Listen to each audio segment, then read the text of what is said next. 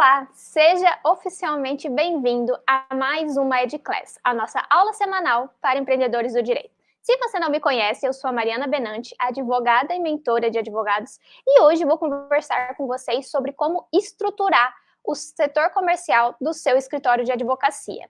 Enquanto eu compartilho o material aqui com vocês, gostaria de lembrá-los que se você se inscrever aqui no canal, toda quarta-feira, ao meio-dia, você tem acesso a uma aula gratuita sobre empreendedorismo jurídico. Já falamos sobre modelos de negócios, sobre esteira de serviços, e agora entramos necessariamente na questão do setor comercial. Inclusive, se você não assistiu a EdClass da semana passada, eu recomendo fortemente que você pause esse vídeo nesse momento e assista, pois, como eu comentei com vocês, quando a gente fala de estruturar o setor comercial do nosso escritório, nós costumamos dividir em duas fases. A fase da atração, que é necessariamente a questão do marketing do escritório, da sua advocacia, e também a fase de conversão. Na EdClass da semana passada, nós conversamos muito sobre fontes de atração, como que o seu cliente tomará conhecimento de que você pode solucionar o problema dele. E hoje nós vamos falar necessariamente sobre a conversão. E o que engloba a conversão? Nada mais é do que a negociação e a venda. Eu já adianto para vocês que, quando a gente fala de venda na advocacia, muitos advogados têm um certo receio, e hoje nós vamos conversar como que você pode aumentar o número de vendas da sua advocacia sem necessariamente infringir o código de ética da OAB.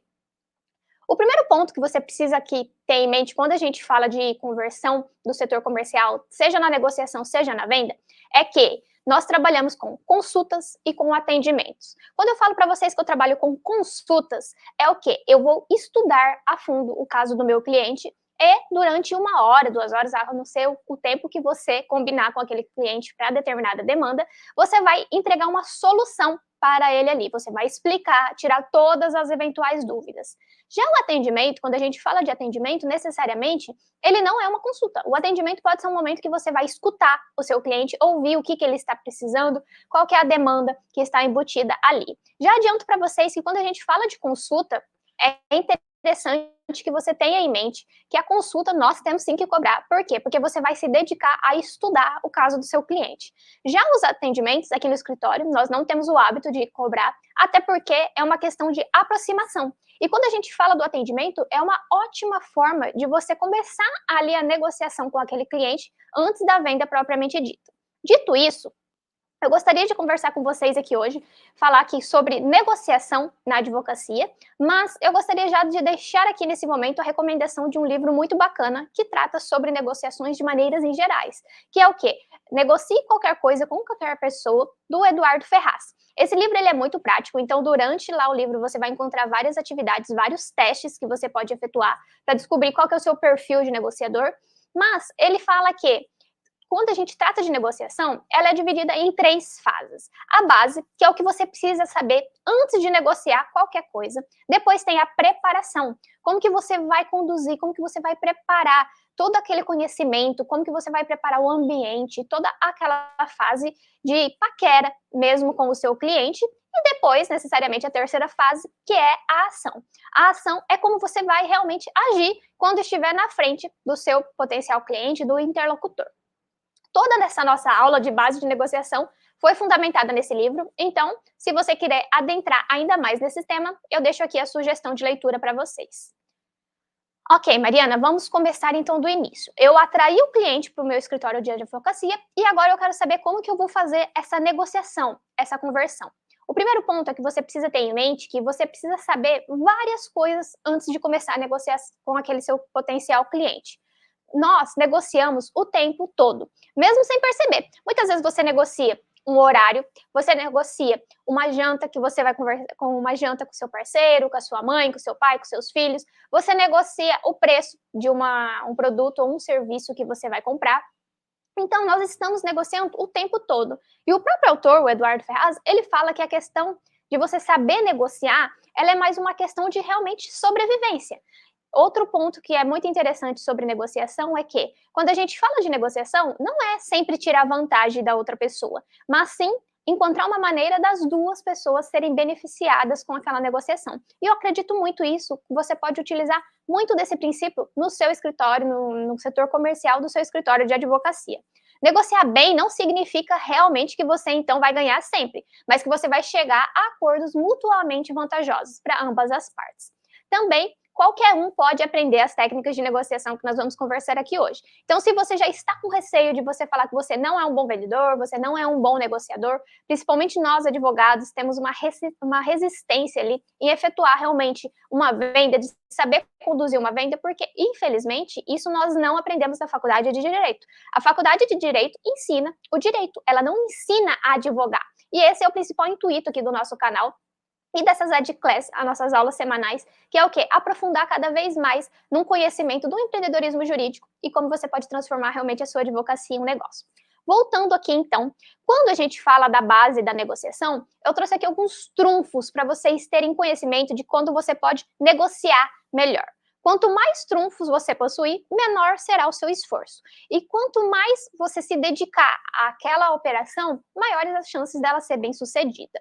Quanto aos trunfos, eu separei aqui 5 que eu acredito fortemente que eles possuem relação direta com a nossa advocacia e que você pode sim utilizar esses argumentos durante a sua negociação com o seu potencial cliente.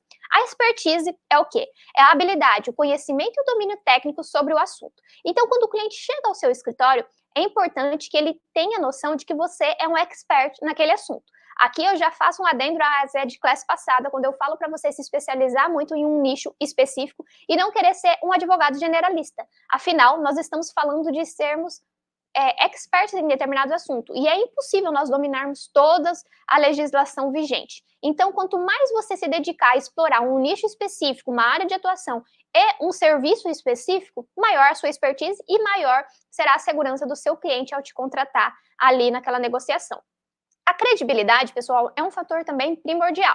Quando a gente fala de credibilidade, é até interessante falar para vocês que a credibilidade, ela demora a ser conquistada, demora anos. Então, se você é um recém-formado agora, quer dizer que você não vai ter esse trunfo na sua negociação? Talvez não. Mas é importante que você tenha clareza de que se você vem fazendo um serviço bem feito, com o tempo, você vai sim aumentar a sua credibilidade e isso vai pesar na negociação com o seu potencial cliente futuramente. O terceiro trunfo que eu trouxe aqui para vocês é o poder. Aqui a gente pode citar se é uma pessoa famosa, se é ter um cargo de destaque, se é ter muito dinheiro, depende do contexto. Mas é interessante de que você tenha, assim, uma fonte de poder na hora de negociar, seja aqui com a expertise, com a credibilidade, ou então com fatores externos. Vamos supor que você possui uma especialização muito nichada, de uma super reconhecida no mercado, ou que você já tem um case muito famoso de um sucesso em determinada operação. Tudo isso serão considerações que você pode estar utilizando argumentos na sua negociação. Também tem o talento, né? O talento, eu falo aqui que ele é uma habilidade artística. E ele pode ser social, esportiva, intelectual e profissional. Quando a gente fala de talento, o que quer dizer? É que a pessoa não exige tanto esforço, ela já tem uma naturalidade com aquela efetuação, com aquela propagação do que ela almeja. Não é para todos, então nós vamos nos contentar aqui com vários outros trunfos, mas é interessante você ter em mente que talvez se você tiver muita familiaridade em conseguir um benefício, se você tiver muita familiaridade em negociar com seu cliente, isso sim vai ser um trunfo de diferenciação na sua negociação. E por fim, nós temos os padrões, né? Que mesmo que você não conte com nenhum dos trunfos anteriores, mesmo que você não tenha uma expertise definida, que você não tenha anos de prática no mercado, que você não tenha nenhum conhecido na família que carregue o peso do seu sobrenome ali, do seu escritório de advocacia, você vai poder utilizar dos padrões, que é o quê? É aquela questão da especialização. Você vai poder se valer dos padrões também como associações. Então, vamos supor, se você é advogado, você é associado da Ordem dos Advogados do Brasil, da OAB, e isso tem um peso maior numa negociação do que se uma pessoa é apenas bacharel. Você também pode, que nem eu citei mais uma vez aqui, a questão de você ter um reconhecimento, porque você efetuou um curso, seja no exterior, ou um curso reconhecido em rede nacional, tudo isso vai fazer com que o seu cliente comece a perceber certos elementos na sua negociação, e isso traz mais vantagens para a sua negociação. Ao mesmo tempo que a gente pode ter vários trunfos para negociar melhor, nós também temos atitudes que podem prejudicar muito a nossa negociação. E eu trouxe algumas aqui para vocês, porque é muito importante que você tenha clareza do que você está negociando. A incoerência, pessoal, ela é um princípio que eu vejo que prejudica muito negociações hoje em dia. Eu tiro, por exemplo, aqui no escritório, um dos nossos pilares principais é a transparência.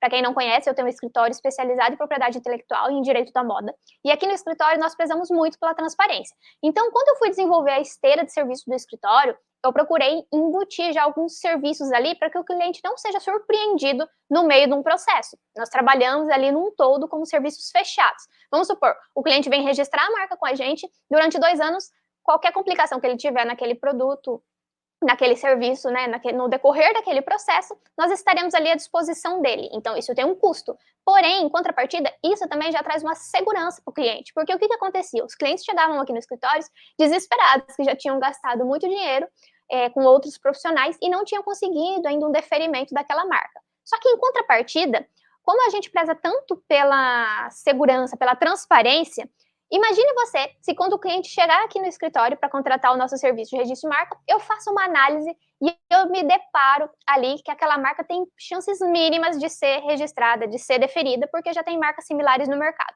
Se eu, querendo fechar um contrato, bater a meta do mês, não informo aquilo para o meu cliente, eu estou sendo incoerente. Como que eu estou sendo transparente? Eu prezo tanto pelo pilar da transparência e não estou sendo sincera com o meu cliente? Então, vocês têm que tomar muito cuidado. E isso aqui pode se tornar até um trunfo para vocês também, quando você é realmente coerente na proposta ali da construção do seu escritório. Além da incoerência, tem aquela questão da gente prometer e não cumprir. Eu vejo muitos colegas de profissão equivocando aqui, porque nós sabemos, se você trabalha com o judiciário, a maioria das decisões não dependerá do seu serviço. Por mais que você preste um serviço de qualidade, né, não existe causa ganha.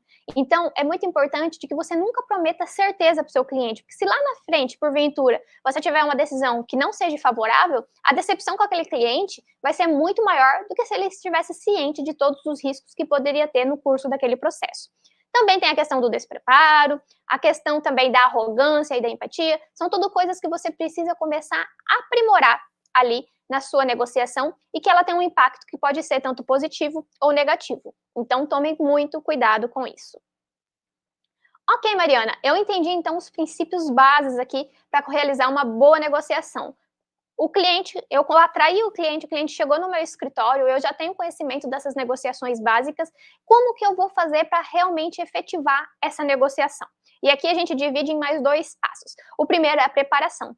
Eu falo para vocês com muita propriedade que é muito importante que você esteja preparado para qualquer eventualidade que acontecer durante aquela reunião, aquela negociação.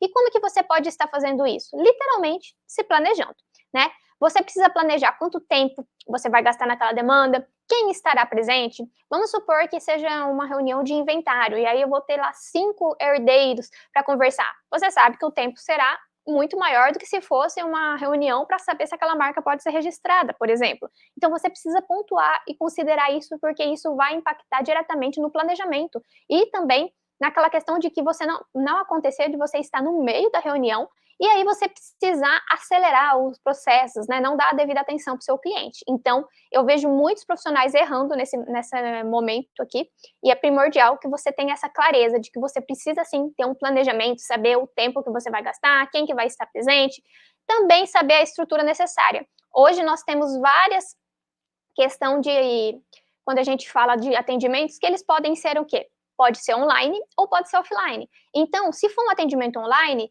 qual que será a estrutura necessária? Ah, será uma plataforma, no Zoom, no Google Meet, ou então eu vou fazer a reunião por uma videochamada no WhatsApp, não sei como você vai esquematizar isso no seu escritório, mas você tem que ter conhecimento de que você vai precisar de um canal. Ah, não, Mariana, os meus atendimentos serão todos online. Então, eu vou me especializar nessa questão aqui de identificar uma plataforma para realizar os atendimentos. Não, eu vou fazer os atendimentos presenciais. Se for de forma presencial, o que vai precisar ter? Vai ter que ter uma estrutura ali naquela sala, ela vai ter que estar limpa, preze também talvez por um cafezinho, por uma bala, um diferencial, porque tudo isso vai conectar com o seu potencial cliente e com certeza nós teremos ali um resultado muito mais satisfatório. A questão também é de você analisar o seu oponente, o seu potencial cliente. Analise o outro lado. Por quê? Porque muitas das vezes eu percebo que quando você analisa o seu cliente, você tem mecanismos que você pode utilizar, e nós vamos falar sobre isso quando você for para ação na fase 3, mas já adiantando aqui para vocês, que a gente cria mecanismos de conexão. A gente sabe se aquele cliente é um cliente mais formal, então a minha vestimenta vai ser mais formal. Se aquele cliente, ele tem receio de advogado, então ele é um cliente mais despreocupado, então você vai, às vezes, com uma roupa mais informal, tudo isso vai ter um impacto na sua negociação e você precisa sim analisar muito bem esses pormenores. Por fim, eu recomendo sempre que você desenvolva um roteiro específico, uma espécie de script. Por quê?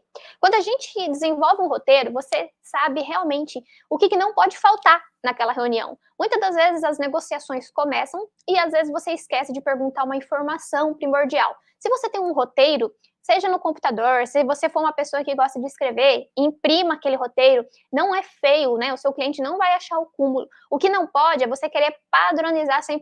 Então, usar o mesmo roteiro para todas as negociações, independente do serviço. Esse não seria um roteiro satisfatório. Mas a questão ali dos pormenores é muito importante que você se atente e sim, se prepare e monte um roteiro. Com a questão do roteiro, eu sempre destaco para vocês também que analise casos similares. Por mais que você talvez não tenha uma experiência naquela demanda, naquele serviço necessariamente, analise hoje, consulte processos, veja o que você pode acrescentar. E eu falo que o papel do advogado é o quê? É sempre analisar o pior cenário possível. Eu sempre falo isso para os meus clientes, eles sempre dão risadas. Por quê? Porque cabe a nós, advogados, mostrar para os nossos clientes quais são os riscos que eles podem virem a ter de acordo com aquela demanda que eles estão contratando. Então, eles têm que ter clareza, né, sobre os riscos que eles estão assumindo. A decisão, pessoal, também, sempre vai ser do nosso potencial cliente. Vai caber a ele falar que caminho nós vamos seguir, porém, essa decisão, ela tem que estar muito bem fundamentada com o nosso parecer, com o que nós apresentamos para o nosso cliente. O empresário, muitas das vezes, quando a gente atende empresas, principalmente, é ele que vai ter a decisão final, é ele que vai assumir o risco. Só que, em contrapartida, eu sempre deixo todos os meus clientes cientes dos riscos ali. Então, eu vou analisar casos similares, eu vou analisar o mercado, o que está muito acontecendo naquele tipo de mercado. Vamos supor que você trabalha com direito imobiliário. Qual que é uma prática negativa para quem trabalha com direito imobiliário? É uma questão ali de uma cláusula contratual. Tudo isso você precisa levar em consideração. Depois que você se preparou, chegou o dia oficialmente ali da reunião, que vai começar aquela negociação. E aí, como que você vai agir quando estiver frente a frente com o seu potencial cliente? Aqui é muito importante, quando eu falo para vocês que a gente já se preparou. Então, hoje nós estamos vivendo numa era digital e é muito importante que você conheça o oponente do outro lado, até para você criar vínculos, que nem eu falei agora em pouco com vocês. Mantenha, então, o mesmo ritmo. Se a pessoa fala rápido, você procura falar mais rápido. Se a pessoa fala lento, você procura falar mais lento. Procure manter o mesmo tom de voz. Procure também utilizar técnicas de rapport. Não sei se vocês já utilizam aí no dia a dia de vocês, mas eu percebo que isso conecta demais com o nosso potencial cliente. E é o quê? É uma espécie de fazer o que o cliente está fazendo. Vamos supor que o cliente está mais rígido, eu fico mais rígido. Se o cliente está com a mão no queixo, eu coloco a mão no queixo. Você não precisa replicar 100% dos movimentos, mas isso já tem diversos estudos confirmados de que nós nos identificamos com o semelhante. Então, se aquela pessoa muitas das vezes dá uma coçadinha aqui, você disfarça e dá uma coçadinha aí. É aquela questão da gente trazer e adaptar para a nossa realidade, mas com certeza nos conectar, utilizar de mecanismos para criar um vínculo muito mais forte com aquele cliente. Outro ponto, quando o cliente chegar para negociar ali com você, para começar a reunião, eu sempre recomendo que você converse sobre hobbies, ou então sobre família, sobre viagem. E aqui, mais uma vez, eu falo para vocês, utilizem a rede social ao seu favor. Então, pesquisa aquele cliente. Você percebeu que é um cliente que muitas das vezes gosta de praticar um esporte? Ele pratica tênis, ou então ele pratica futebol. Procure, quando ele chegar ali na negociação, você falar sobre esses elementos. Procure também trazer clareza de por que você faz o que você faz para o seu cliente. E aqui, eu falo assim que muitas das vezes eu já fechei contratos grandes, inclusive, para o escritório, justamente por criar esses vínculos. Porque hoje a gente sabe que o que mais falta é tempo. E ninguém tem mais tempo para ficar ouvindo as pessoas. Então, se você vai na contramão do mercado, você dedica ali um período para aquele cliente, ele muitas das vezes ele vai pensar, nossa, eu já gastei 1 hora numa reunião aqui com a Mariana, mas nessa 1 hora não foi necessariamente falando do meu produto, do meu serviço aqui, da demanda que eu quero vender para ele. Nós falamos, às vezes, sobre os filhos dele, sobre a família, sobre a viagem que ele fez, alguma coisa assim. Ele já cria uma conexão. E aí, quando você vai falar o preço lá no final, né, na última fase da sua proposta, ele vai ter inconscientemente, ele vai muitas das vezes pensar, nossa, eu não vou gastar mais 1 hora do meu tempo para procurar outro profissional. Por quê? Porque ele já criou uma conexão com você. Ao mesmo tempo que, se ele tiver uma concepção negativa sua, vai ser muito mais difícil você converter aquela venda. E mais uma vez eu adianto para vocês que quando a gente está falando de venda aqui na advocacia, nós estamos construindo um negócio que preza pela qualidade. Nós não estamos aqui para brigar por preço com nossos colegas, nós não estamos aqui para falar que o preço é tanto e tem que ser daquele jeito. Então, adapte muito bem isso para o seu modelo de negócio, que eu tenho certeza que as suas negociações melhorarão muito. Além disso, mapeie as necessidades do seu cliente. Mais uma vez eu bato na tecla aqui para vocês do de ouvir o seu cliente. Então, escute muito bem, deixe ele falar. E aí, com base no que ele falou, você faça as suas perguntas estratégicas lá que você se preparou no roteiro. Mas utilize também expressões, né? Vamos supor, o cliente está te narrando um fato, que ele fala, ai, doutora, eu tenho medo, eu estou super empolgado para comprar esse imóvel, mas eu tenho medo de ter alguma complicação. Você vai começar ali a falar, porque medo do quê? Você pode colocar também expressões de conte-me mais sobre como que está sendo essa negociação, essa experiência de estar adquirindo esse imóvel, por exemplo. Use perguntas abertas, né, que comecem como onde, qual, quem, como. Tudo isso são mecanismos e técnicas já comprovadas cientificamente de que elas potencializam os momentos ali nas negociações, né? Elas são muito mais favoráveis quando você utiliza esses argumentos nas negociações propriamente ditas aí do seu escritório. Então, comece a escutar, comece a realmente prestar atenção no que o seu cliente está falando e com base nas próprias necessidades dele, você vai utilizar os argumentos. Vamos supor que a gente, voltando aqui mais uma vez, por exemplo, da advocacia imobiliária. Se a pessoa está super animada porque ela está comprando a casa própria, mas ela tem medo dela ter uma complicação lá na frente. Então, você vai passar confiança para ela, você vai falar sobre os seus serviços e aí você vai utilizar do argumento, porque a gente sabe que esse é um passo fundamental na sua vida profissional, na sua vida pessoal, é o seu sonho ter a casa própria. Então, conte conosco para que você não tenha que passar. E aqui você utiliza o que ela, muitas das vezes, o que ela utilizou como gatilho do medo lá atrás na conversa, ok? Espero que vocês tenham compreendido esse ponto também. Por fim, ok, Mariana, eu me preparei, realizei todas as negociações e a proposta. A proposta, pessoal, é primordial que vocês tenham clareza de que existe dois tipos de você apresentar a proposta propriamente dita para o seu cliente. No atendimento, então você está realizando a reunião com ele ali, no final ele pergunta o preço, você fala o preço para aquele seu cliente, ou então depois do atendimento. Aqui no escritório, eu confesso para vocês que a gente adapta muito bem os dois casos, tá? Só que o meu estilo preferido, que aumenta muito a nossa conversão, é quando eu mando a proposta depois para o cliente. Porque o que acontece na prática? Muitas das vezes, o cliente está sedento para saber o preço. E a questão é que o impacto que o seu cliente vai ter do seu negócio, do seu profissionalismo, do seu escritório, nunca pode ser no preço.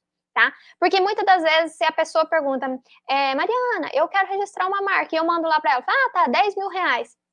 Ela vai assustar, não vai?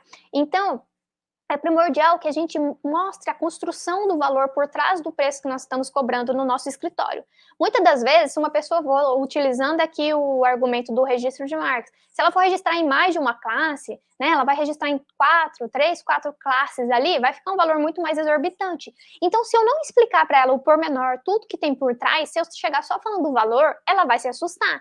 Então, assim, eu sempre gosto de realizar o atendimento com o cliente, analisar o cenário dele e falar que eu vou montar uma proposta personalizada para atender ele. Aqui no escritório nós trabalhamos muito bem dessa forma, tem dado muito certo, é o que eu recomendo para você se você está iniciando, mas se você sente a necessidade de passar já também um orçamento ali no atendimento, tudo bem. Se você for prezar por passar a proposta no atendimento, eu tenho duas ressalvas para vocês. A primeira é que, independente se seja no atendimento ou depois, né, que você realmente mostre o valor, todo o diferencial do seu negócio antes de passar o preço para o seu cliente, e quando você for passar o preço, que você seja firme, que você não venha a titubear, que você não venha ficar com dúvidas, né, porque muitas das vezes o que acontece? Eu vejo novos advogados, né, principalmente quando eu converso com algumas mentoradas, que elas falam que elas querem cobrar mais caro pelo serviço dela, só que em contrapartida, ela fica insegura. Então, vamos supor assim que ela quer cobrar 5 mil reais para fazer um acordo de sócio, por exemplo. Quando o cliente pergunta o preço, ela fala 5 mil reais.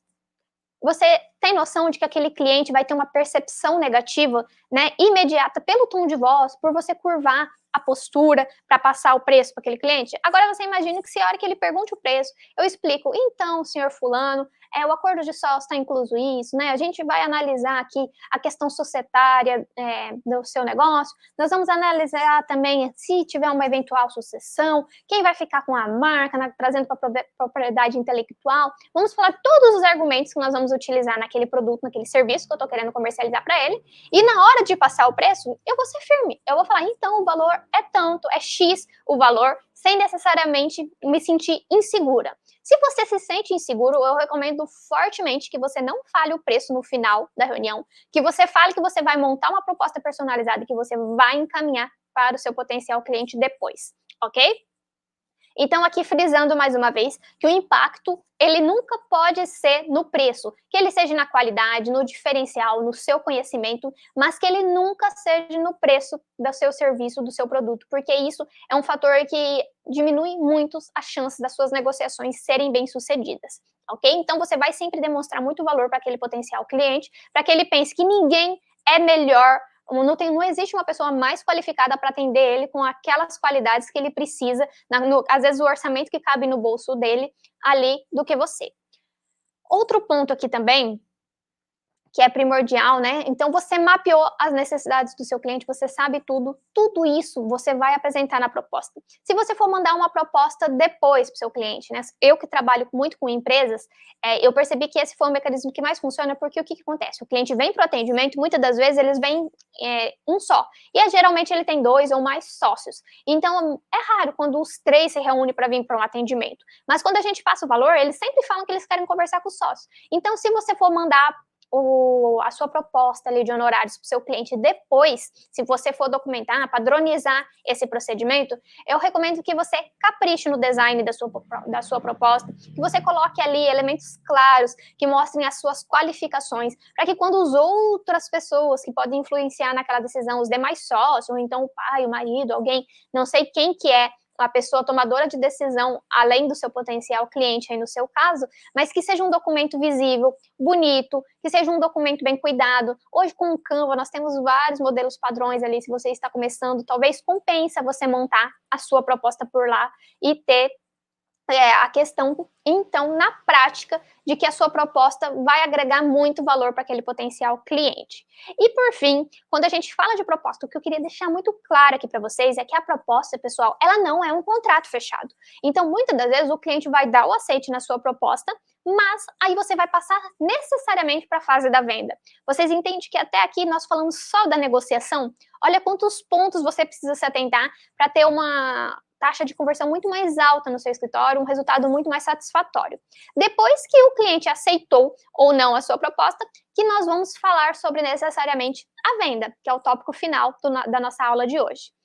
A proposta foi aceita. Quais são os próximos passos que você vai adentrar aí no seu escritório? Você vai elaborar o contrato de honorário, você vai elaborar os demais documentos, então vai ser necessário uma procuração, as assinaturas serão digitais. Hoje, né, é muito comum que você feche contratos, ainda mais por causa do meio digital, com clientes que não são necessariamente da sua região, da sua localidade. Então, se você for optar por esse tipo de serviço, que plataforma você vai utilizar para realizar as assinaturas, para que seja mais cômodo também para aquele potencial cliente.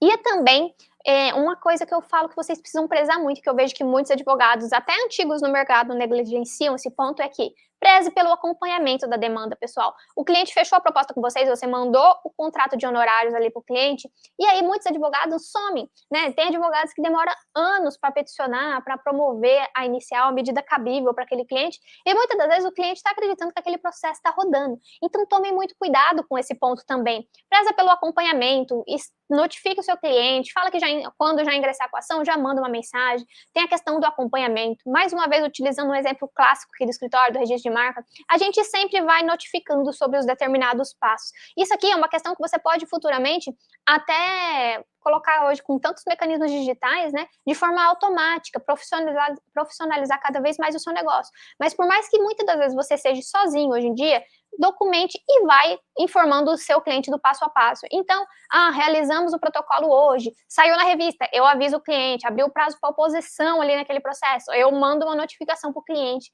Ele tem que estar ciente, porque o que acontece? Se você só fecha aquele contrato, e muitas das vezes você começa ali a ter uma questão de não cuidar muito bem daquele cliente, aquele cliente se sente abandonado. E eu já comentei com vocês nas Edclass passadas que é muito mais fácil, é muito mais barato você vender um outro serviço para quem já foi um cliente do que você fechar um cliente novo. Então, preze pela qualidade para aumentar a taxa de conversão das suas vendas, para aumentar o faturamento do seu escritório, preze por isso e também faça toda a questão do pós-venda. Analise os fatores positivos, os fatores negativos, onde foi que você está errando. Talvez o cliente nem chegou a marcar o atendimento, ou então fez o atendimento. Será que foi algum ponto que você falou que aquele cliente ficou em dúvida e não veio a fechar? Será que foi algum ponto que ele não sentiu a confiança, que você tinha a expertise necessária? Então, leve em consideração todos esses elementos.